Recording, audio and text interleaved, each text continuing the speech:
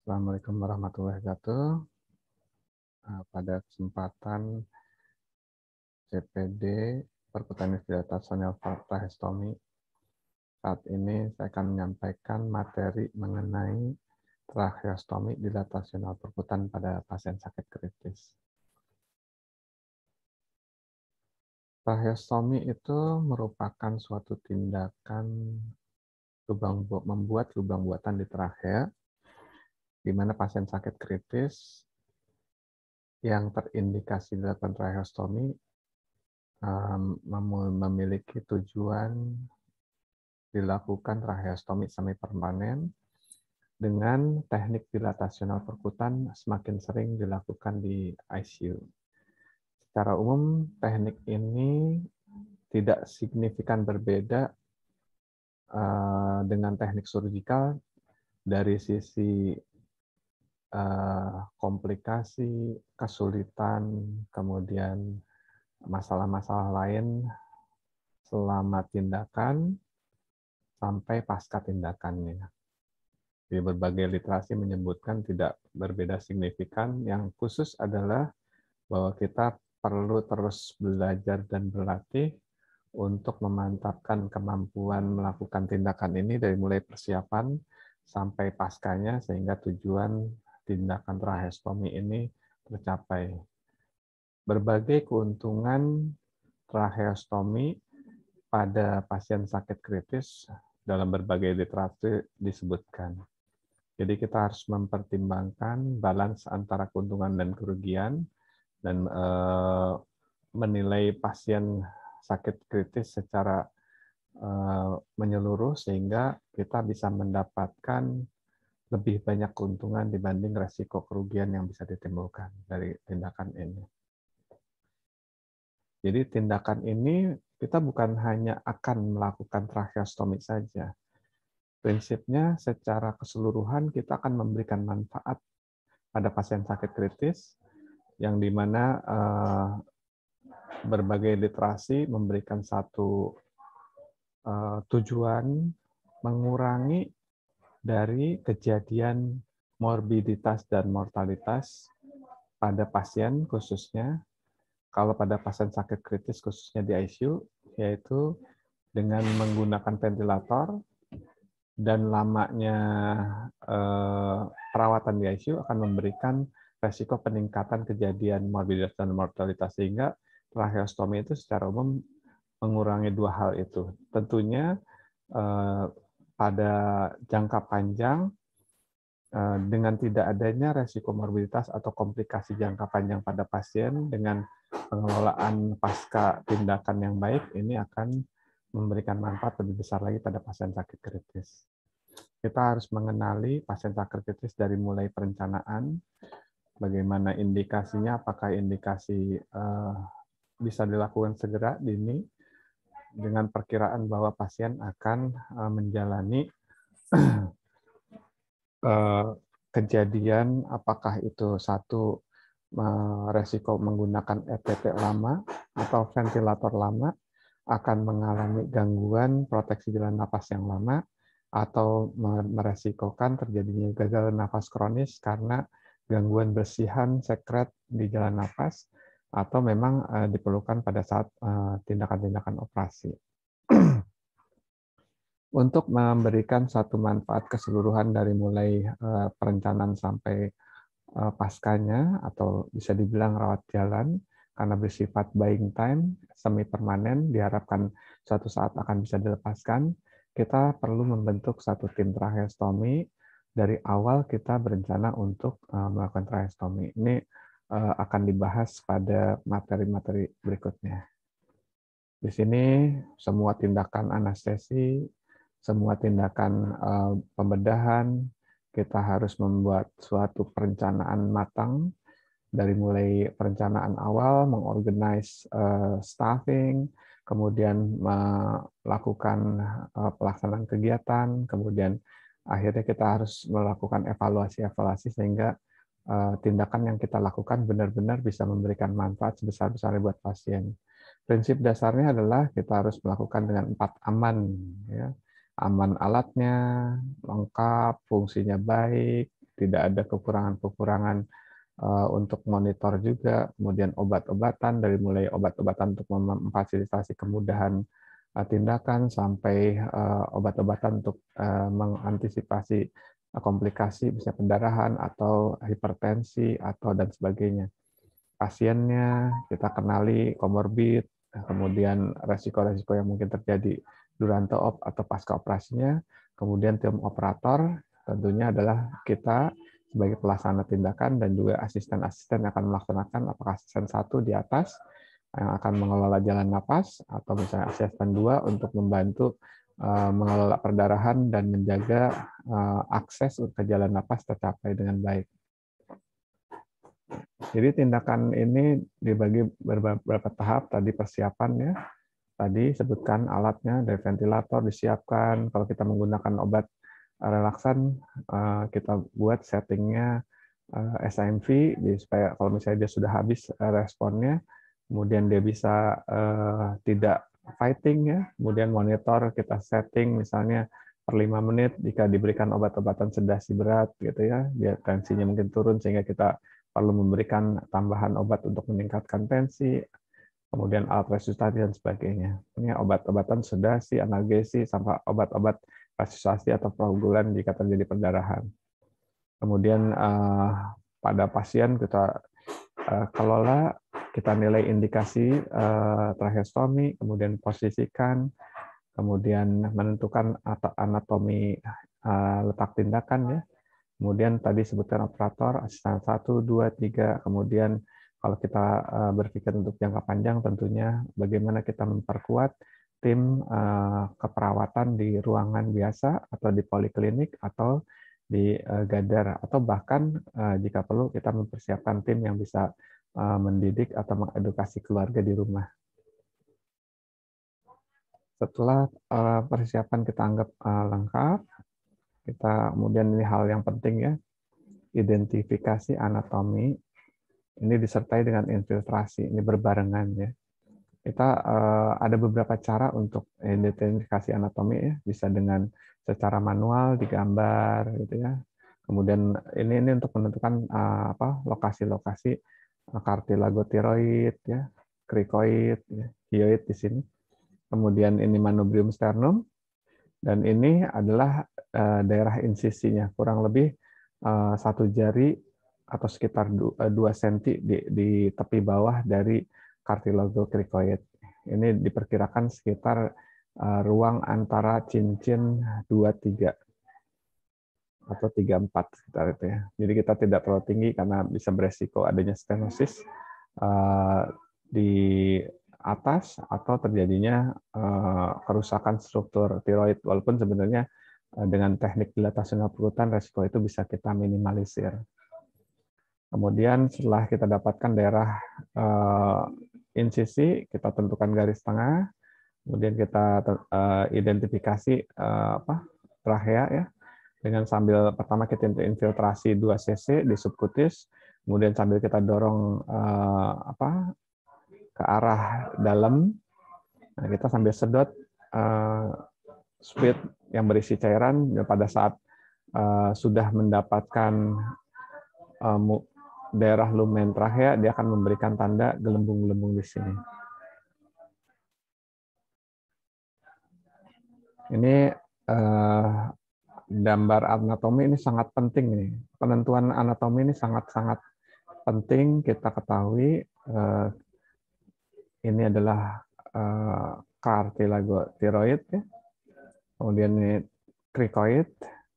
Sini ada isthmus biasanya di tengah. Perdarahan biasanya ada arteri tiroideus superior, inferior ya. Di sini manubrium sternum. Nah, ini ada letak anatomi tracheostomi yang kita sering lakukan itu di letak tengah nih. Oke, di antara 2-3 dan atau 3-4 sini. Kurang lebih 1 jari ya, 1 jari di tepi bawah krikoid di sini. Setelah kita tentukan daerah insisi dengan identifikasi tadi, infiltrasi, kemudian sambil disedot adanya tanda gelembung, kemudian kita lakukan insisi di kutis, Khususnya daerah yang paling sulit ditembus itu adalah kutis, sampai sedikit di subkutis. Jadi kita tidak terlalu dalam insisinya, ya, supaya bisa mengurangi perdarahan. Setelah kutis sudah terbuka, kemudian kita dalamkan menggunakan klem bengkok tumpul. Ya, didiseksi sampai kita bisa meraba sedikit daerah anterior atau bagian depan dari trakea. Ini perdarahan dirawat dan dikelola oleh asisten 2. Kemudian ini diseksi tumpul ya, sampai bagian depan dinding trachea, dan kita rasakan ada pipa endotrachea di dalam. Kita harus yakinkan bekerja di garis tengah. Ya. Kemudian asisten 2 membantu mengatasi perdarahan jika ada. Kita bolak-balik harus meyakinkan bahwa ini dilakukan di garis tengah. Karena trachea itu diameternya nggak terlalu besar ya, sekitar 3 sampai 3,5 cm, sehingga bergeser sedikit saja itu bisa menyebabkan kesalahan dalam mengidentifikasi lumen trachea.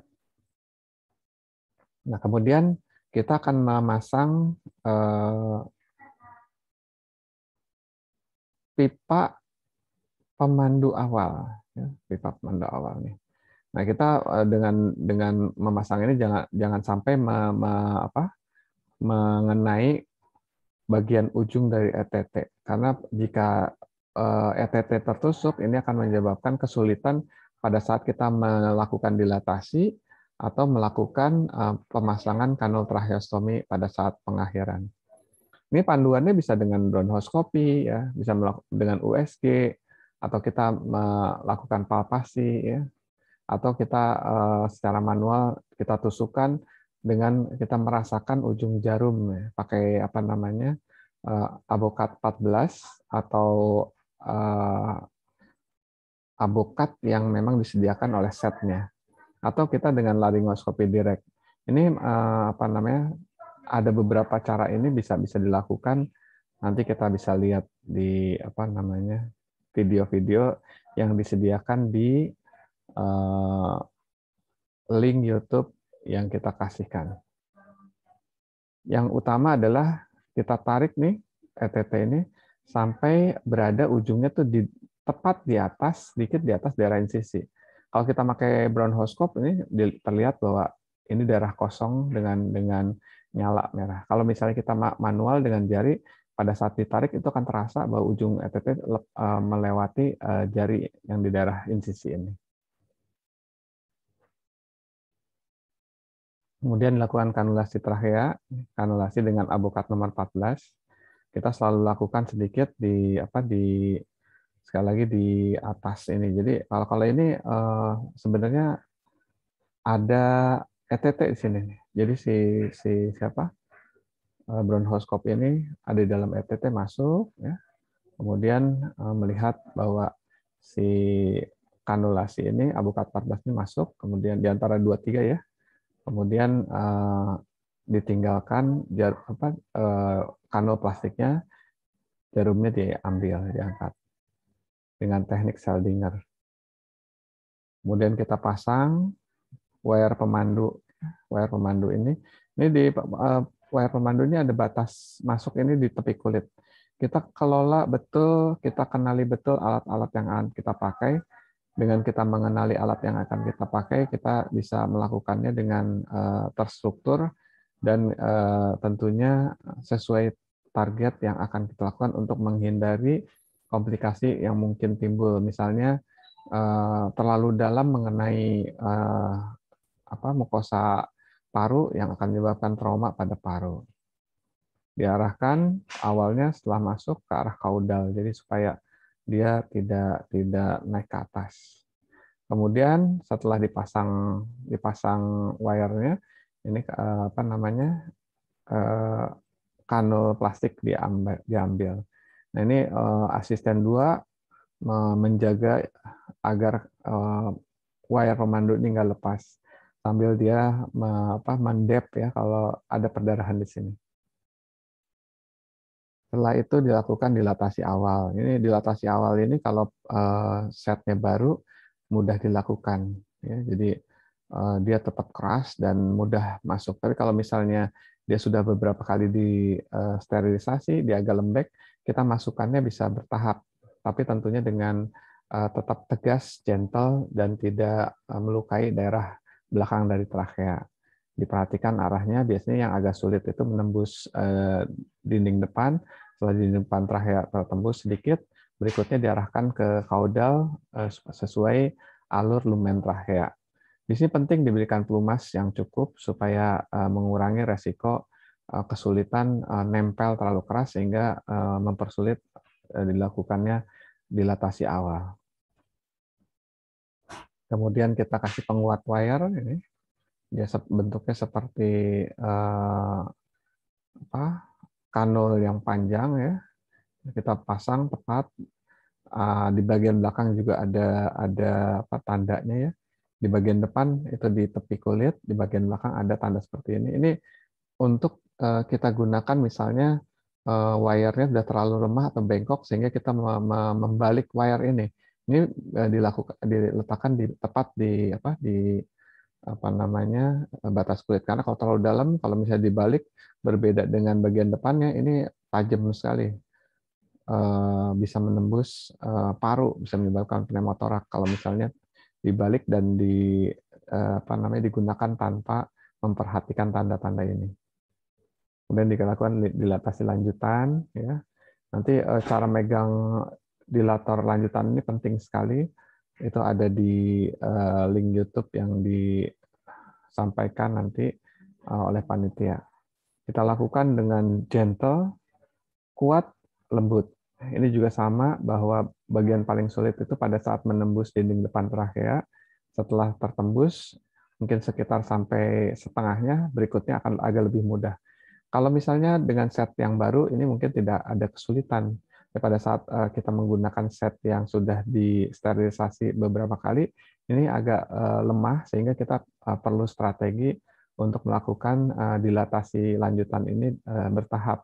Dimasukkan 1 cm, 1 cm, tapi tentu dengan memberikan jeli yang banyak untuk memudahkan dilatasi lanjutan ini. Setelah dilakukan dilatasi sesuai target nomor kanulnya, kita lakukan pemasangan kanul tracheostomi. Ini juga cara pegangnya benar-benar diperhatikan tanpa latihan memegang kanul tracheostomi ini tentunya akan membuat proses pemasangannya tidak bagus atau tidak lancar. Ya. Tetap harus dengan perantaraan wire, jelinya yang banyak. Ya.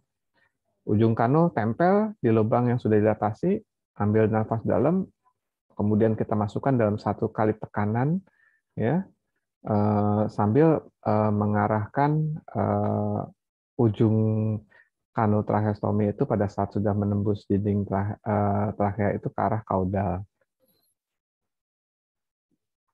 Setelah itu dilakukan fiksasi kanul tracheostomi.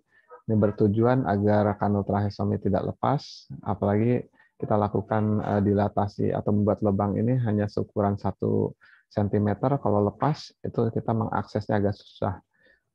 Jadi harus dijahit, kemudian kita lakukan pemasangan tali tracheostomi yang baik ini. Dia harus menempel di kulit ketat, tapi tidak mencekik. Jadi kita masih bisa memasukkan 1-2 jari di sela antara tali dengan kulitnya. Ini tentunya bertujuan salah satunya yang dijahit ini selain untuk mengurangi resiko lepasnya, dia dengan memberikan suatu ruangan yang cukup ketat pada saat kita memberikan tambahan kasa. Jadi jika ada perdarahan itu bisa digunakan untuk beeper untuk mengurangi perdarahan, resiko perdarahan.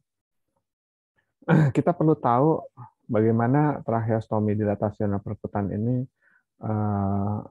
menjadi kompetensi siapa. Karena pada saat kita bicara tracheostomi itu bisa jadi suatu perdebatan yang panjang apakah di ruangan komite medik atau dimanapun kita bicara, khususnya jika kita mendapatkan satu pertanyaan-pertanyaan yang berhubungan dengan tindakan tracheostomi. Apakah ini kompetensinya anestesi atau intensivis atau apa? Kalau berbasis pola dasar di pendidikan anestesi dengan intensivis, kita menganut Kobat Rice di mana kita mensyaratkan satu memiliki dasar-dasar teori penunjang untuk tindakan tersebut, kemudian kita berlatih pada apakah itu pada manekin atau pada binatang, yang kemudian nanti ada beberapa tindakan pendampingan yang dilakukan pada pasien sesungguhnya, kemudian didampingi untuk melakukan secara mandiri beberapa kali, kemudian bisa dianggap sudah memenuhi standar SKP yang diharapkan, yaitu sekitar 30 SKP, itu dianggap sudah kompeten untuk itu. Nah, kebetulan juga kita sudah berhasil, terima kasih pada Dr. Zul, bahwa modul pendidikan untuk tindakan tracheostomi sudah masuk di modul pendidikan anestesi dan juga di modul pendidikan intensivis. Selain itu, kita juga membuat satu media group untuk melakukan suatu proses pembelajaran yang berkelanjutan, di mana kita bisa diskusi secara intens di situ, apakah ada masalah-masalah di lapangan pada pasien-pasien yang dikerjakan. Kemudian juga kita bergabung dengan satu grup global tracheostomi kolaboratif. Di situ juga kita bisa membuat tulisan-tulisan ilmiah ya, yang bisa di-share kemudian dimasukkan dalam literasi yang tergabung dalam kelompok ini. Nah, kita juga selain kompetensi untuk tindakannya ini, juga kita membuat satu grup untuk pembentukan tim tracheostomi dan juga untuk pembentukan SPO di lokal institusi masing-masing. Ini kita semua membentuk kompetensi untuk tracheostomi dilatasional perkutan secara intens dan masif di seluruh Indonesia, tentunya untuk semua anggota dari anestesi ataupun intensivis. Karena prinsipnya ini sudah kita mulai dan sudah menjadi satu kompetensi kita, harus kita pertanggungjawabkan dengan baik. Ini materi, kalau dulu kita bukan online ya, jadi offline bersama teman-teman yang sebelumnya ya. Selain di kelas, ya, kita juga melakukan satu simulasi di manekin.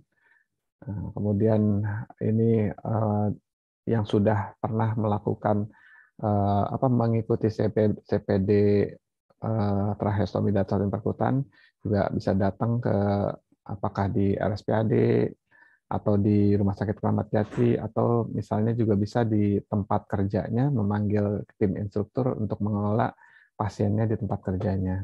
Dan kita harus membuat tim tracheostomi. Selain kita akan melakukan tindakan tracheostominya, peran keperawatan merupakan suatu hal yang sangat penting, karena tanpa bantuan dari tim keperawatan ataupun penunjang lain, apakah itu farmasi, termasuk juga bagian pembuatan SPO, yang medik, itu kita tidak memungkinkan kita untuk melakukan tindakan ini di tempat kita bekerja.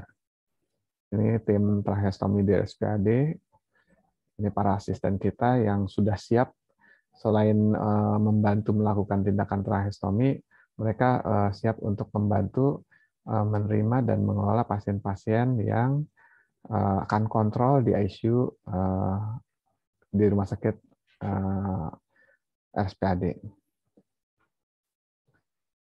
Pada masa awal untuk tracheostomi dijadikan suatu tindakan yang dianggap bermanfaat buat pasien, disebutkan oleh Jackson tahun 1909, Bapak Ilmu Kesehatan THT dan bedah kepala leher.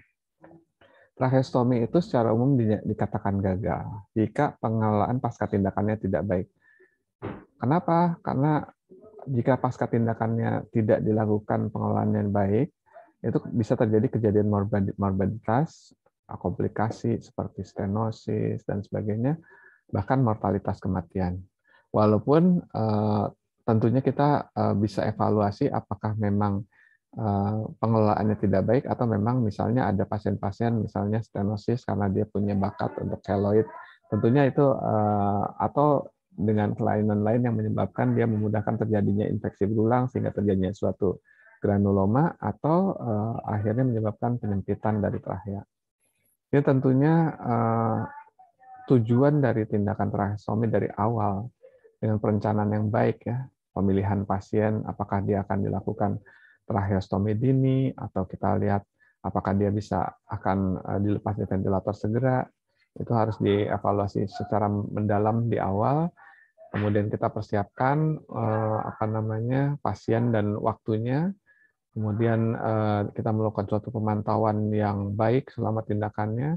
Kemudian paskanya kita melakukan edukasi kepada pasien dan keluarga dan latihan-latihan pada pasien dan keluarga sehingga kemungkinan-kemungkinan kejadian yang bisa meningkatkan morbiditas, komplikasi, bahkan kematian bisa dihindari atau bahkan dihilangkan. Dan kita harus berpikir bahwa semua tindakan yang akan kita lakukan ini adalah buat kepentingan pasien sebesar-besarnya dan harus didukung oleh tim tracheostomi. Apakah kita sebagai tim medis atau bahkan keluarga melakukan tindakan di rumah dan bisa mendapatkan bimbingan atau ayoman dari kita sebagai pelaksana tindakan tracheostomi di rumah sakit. Secara umum, tracheostomi dilatasional perkutan pada pasien sakit kritis, sekali lagi kita bukan bertujuan melakukan tindakan tracheostomi saja, yang disebutkan berbagai literatur bahwa dia bisa memberikan manfaat pada pasien.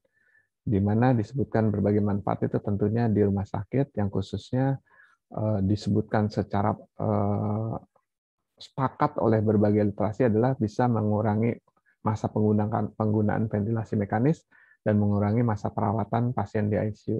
Dua hal itu secara umum bisa mengurangi kejadian morbiditas dan mortalitas pada pasien. Tentunya pasien tidak hanya butuh berkurangnya komplikasi atau kematian, tapi juga berharap adanya suatu kebaikan secara jangka panjang, sehingga kita perlu merencanakan bagaimana bisa memberikan manfaat sebesar-besarnya pada pasien sakit kritis, apakah itu pada pasien ataupun secara sosial pada keluarga pasien. Karena kadang-kadang ada pasien-pasien yang secara fungsional mungkin dia tidak bisa kontak begitu banyak dengan keluarga, tapi secara sosial dia juga memberikan kenyamanan ataupun rasa kebahagiaan pada keluarganya. Sehingga kita pada saat awal penilaian tentunya harus membuat suatu penilaian yang menyeluruh. Kita kenali pasien sakit kritis yang kita kelola, apakah yang menjadi target dari rencana tindakan tracheostomi yang akan dilakukan. Jadi kita harus membentuk keseluruhan perencanaan yang melibatkan berbagai tim dengan penyamaan visi misi dan persepsi agar sekali lagi pengelolaan tracheostomi pada pasien sakit kritis dengan kanul tracheostomi ini akan memberikan manfaat sebesar-besarnya buat pasien dan juga buat tim tracheostomi itu sendiri. Jadi kita harus terus belajar, berlatih, bertingkat, bertahap, bertingkat, berlanjut agar tindakan tracheostomi dilatasional perkutan ini aman dilakukan. Ya. Dan kita secara keseluruhan harus mempersiapkan semua hal yang berhubungan ya untuk mudahnya kita buat keamanan, yaitu 4 aman prinsipnya: sebelum tindakan, selama tindakan, dan setelahnya, dengan fokus keamanan pada pasien. Ini adalah link tindakan tracheostomi dilatasional perkutan yang diberikan di YouTube, bisa ambil jika kita mau lihat bagaimana tindakan tracheostomi dilatasi perkutan secara media. Terima kasih atas perhatiannya. Assalamualaikum warahmatullahi wabarakatuh.